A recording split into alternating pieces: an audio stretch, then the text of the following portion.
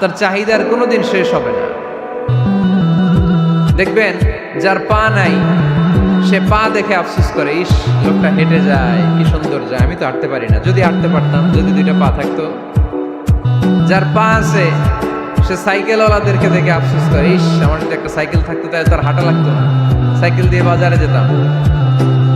যার সাইকেল আছে সে আবার হুন্ডাওয়ালাদেরকে দেখে আফসোস করে, ইস একটা হুন্ডা যদি থাকতো তাহলে তো ভোঁ ভোঁ করা যাইতো না। হুন্ডাওয়ালারও আফসোস আছে প্রাইভেট কারওয়ালাদের দেখে, তারা আফসোস করে, ইস আমার যদি একটা কার থাকতো তাহলে তো কার চালাইতে পারতাম। যাদের প্রাইভেট কার এদেরও আফসোস আছে, ইস আমার যদি একটা হেলিকপ্টার যদি থাকতো তাহলে তো উড়াল মারতে পারতাম, ঠিক কিনা?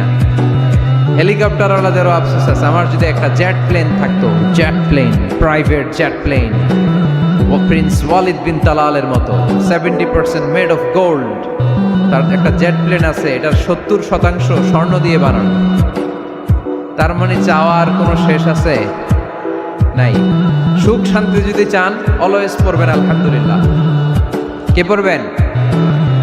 টাকা যার বেশি টেনশন তার বেশি, সাধারণত টাকা যার বেশি রোগ তার বেশি, টাকা যার বেশি শান্তি তার কম।